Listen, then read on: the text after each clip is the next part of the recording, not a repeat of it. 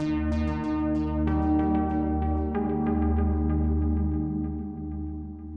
worth talking about kind of like what do we mean by sort of saying consciousness? Yeah. What does that word actually mean? Yeah, and I mean, who knows? Yeah, and actually, tricky. the more you get into this, the more that with theories like integrated information theory and that sort of stuff, it's like the original meaning of consciousness sort of doesn't mean anything anymore. Really. Yeah. Like It turns into a much more like functional definition rather than it changes a lot, Yeah. like hugely. Yeah. And I actually like thinking about all this stuff and talking about it, and I find I don't really like using the word consciousness that much. No, just because it's loaded with. it has connotations. Yeah.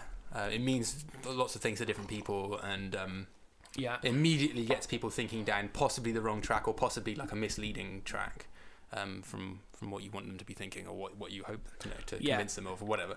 So what do we mean by consciousness? Anyway, so we sort of mean sentience. Kind of. Sentience. So sentience like is something you can look up, and has like quite a simple definition, which is something like the ability to have a subjective experience. Yeah. Basically.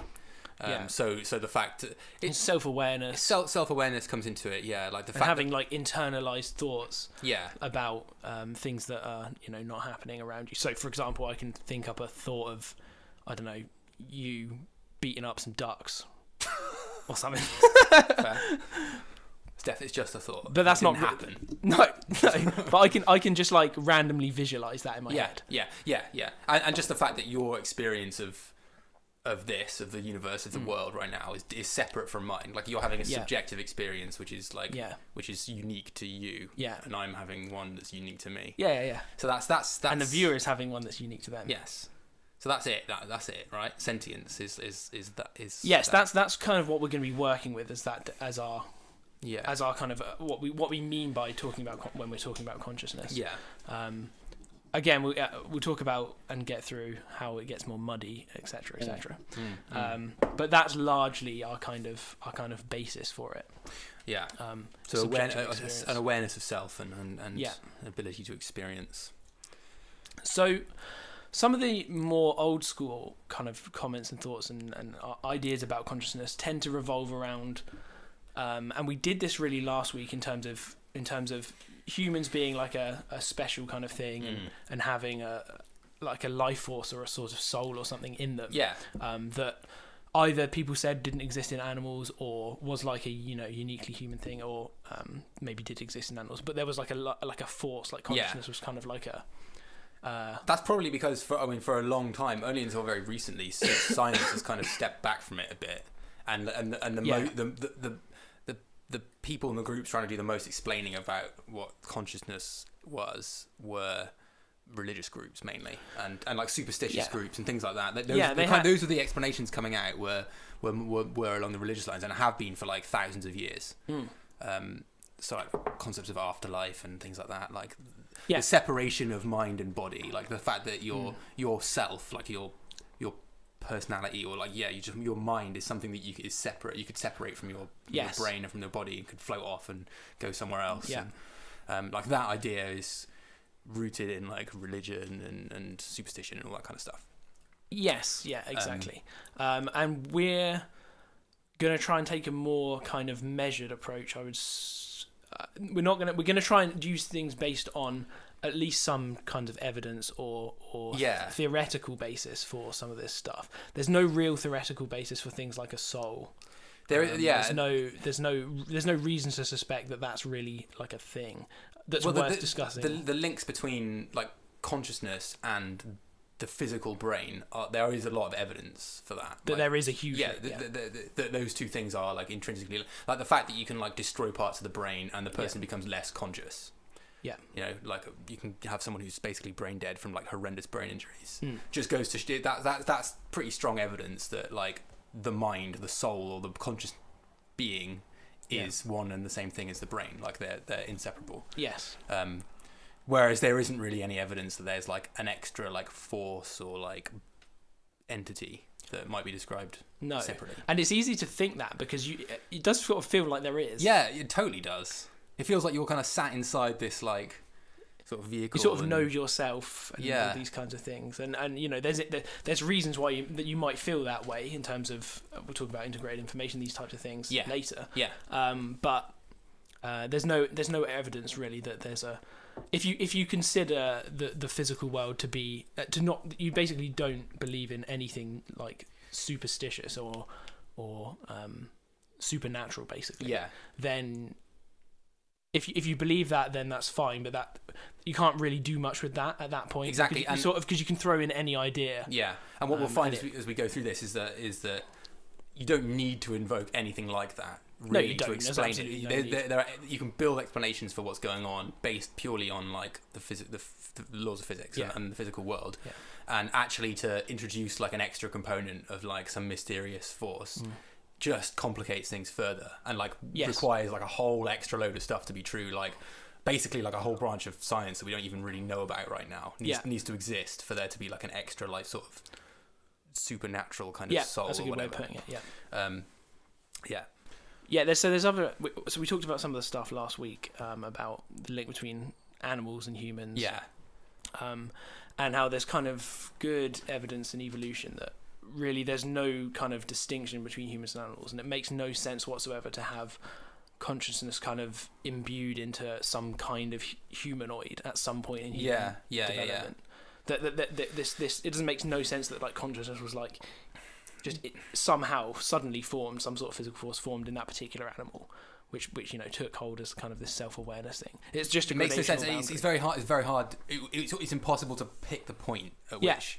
Like if someone's suggesting that that's true, that like that there is a physical force to consciousness, then they would have to identify where in evolution that force which baby appeared. It was born into. Yes, exactly. Which is difficult. Well, it makes no sense because at no point was a human like, anatomically modern or not. There was no like distinct like day that happened or person that happened in. Yeah, I guess people maybe would say that it's evolved like a trait like wings or like eyes. So that not all animals, not all organisms have eyes. But then you can trace back eyes right back to rudimentary like molecular. And you can trace back everything that's involved in consciousness that we know if we damage or switch off. We can see those structures going back. So just the evolution of brains, for example. We know when brains have first appeared in certain animals. We can see them reappear in lineages that didn't have them originally. Separate from lineages that do have them. So brains or neurons actually. So there's no reason to suspect that suddenly now from now on like everything now has this like thing, this force, this like soul or whatever. But you can definitely argue, and I agree, that we are much more aware, much more self-aware and aware of ourselves, our position in the universe, etc., than any other animal. We're definitely we're significantly more capable of those types of thoughts, and so therefore you could say that we're more conscious. And you could say we're significantly more conscious. But it would make no sense to say that animals are unconscious and we are conscious. Yes, I agree.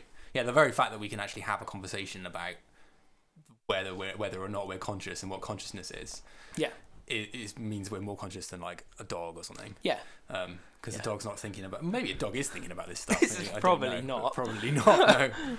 But yeah. So anyway. So even though you're right that it's impossible to find a point at which this force would have appeared, there are still plenty of people like contemporary like philosophers and stuff who argue that there must be something else beyond just like the physical brain and the physical processes.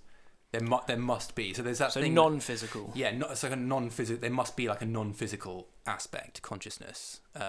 Like consciousness is like more than the sum of its parts, basically. Like the philosophical zombie argument or whatever. That's quite a cool thought experiment. So we should probably explain that. Yes. And, a philosophical zombie is basically like behaves and acts in an identical way to a human. It is a human, but it doesn't have consciousness. So it's not. So if you stab it with something, it reacts to pain. It behaves in a totally in every way. It physically is a human, but it doesn't have consciousness. Which is interesting. It has no. It's sort of an illusion of its stimuli. It's like a simulation of a human, basically, isn't it? Kind of. Yes, like it's like something that's been built to impersonate a human in every way. Yeah. But has no consciousness. Yeah. And like the kind of the physicalism argument, which is the standpoint that all consciousness is something that emerges from physical processes in the brain. Yes. Would say that, and underneath there's like multiple, like materialism's like one type of physicalism. Yeah, sure. But the physicalist standpoint would be that, okay, if you've recreated something that is doing everything that a human does, then you've recreated a human and it's conscious. Like a philosophical zombie just couldn't exist. Yes. Would be the physicalist standpoint. Yeah. And I mean, I don't like the philosophical zombie thingy. It's a cool thing to think about. It is, yeah. It's clearly a circular argument. It's clearly the whole premise of it is that if you have something physically identical to a human, that you can then have something that's not a human. Yeah. And that's the thing it's trying to prove in the first place. So it's a circular argument. Yeah. It doesn't. It's just not a realistic kind of way to look at the world. It's kind of there's some strange logic involved in it as well that I gotta admit I just do not understand. That you assume parts of it are true because you can talk. Yeah, the fact that you can imagine a world that exists where like consciousness is separate. Like you can imagine the fact that you can imagine a philosophical zombie means that physicalism is wrong or something like that. There's some weird metaphysically like, logical argument that I just do not follow at all. You find that in you'll get that in philosophy occasionally. Logical like linguistic arguments that say like you're talking about these types of things, therefore these things are true, therefore this is true. Yeah. But like it's bollocks. I mean, maybe this is like my bias coming into it as a scientist. And I see something like that and I think of it from a scientific standpoint. Whereas its use is actually less. It's not trying to explain. It's not trying to say like this is reality. It's just trying to like start a discussion or like try and get other people to kind of argue, to find the holes in it and like say, okay, so this makes logical sense as a logical statement. Yeah, but like it doesn't actually work in the universe. So why is that? Yeah, maybe that's true. Maybe there's some use to it in that sense that I don't quite understand. I mean, it's good to provoke debate. So sure, that's fine. Yeah, it's a good little thought. I get the impression that that's not always the purpose of this. That's like comes across sometimes as a like proper argument that they think is like a way of you're going to better understand the universe by following this like set of rules, and that doesn't seem to have much success in explaining the universe or helping us understand it. Yeah. Anyway, that's a whole like road. Yeah, sure. But basically the point is that there are still plenty of people out there who wouldn't consider themselves religious, believe in like a religious like ideal of a soul, but still think that there's an aspect of consciousness that can't be explained just by the brain, just by biology, and physical chemistry and stuff. No, absolutely, yeah. But as we've been saying, like that's hard to reconcile with the evolution of consciousness and the fact that there's no evidence for it. There's no actual empirical scientific evidence that such a thing exists. Fuck all. Yeah, absolutely nothing. But having said all that, it may still be useful to consider consciousness as like a separate thing, purely for the standpoint of understanding it, right? And I don't mean a separate thing like a something that you float out of your head and float away into the clouds, like becomes separate from you. Yes. But just as a way of like defining like a particular process that's distinct from other processes. Yes, or the outcome of a particular set of processes or something. Yeah, sure. Exactly. Absolutely, exactly. Yeah. Like for example, like a brain is clearly doing something different to a lump of meat that's been cooked. Like it's clearly some other stuff that defines it as different, and that like what we're describing as consciousness is perhaps one aspect of something that defines it as like a different type of system. Yes, exactly. And like an analogy that possibly works, possibly doesn't, but is if you think about like a hurricane. Yeah. So like a hurricane is just a really, really like high energy system of like temperature changes and fast air movements and stuff like that, and like moisture, humidity going all over the place. Yeah.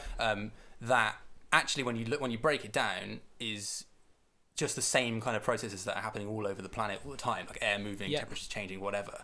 But it's useful for our understanding of it to classify it as a particular thing, and we think of it as a discrete thing. Okay, that right there is a hurricane. Yes. Right, and it's different from all the air over there and all the other stuff that's over there. Yeah. And it exists, and there it is. And it's measurable. It's quantifiable. Yeah. So if you think about like the hurricane is consciousness. So like all the processes that are happening that build consciousness are nothing special particularly. They're happening all over the place, like the transfer of energy and like I don't know, like electrical energy, whatever, like information being transferred, and we'll get into this in a minute.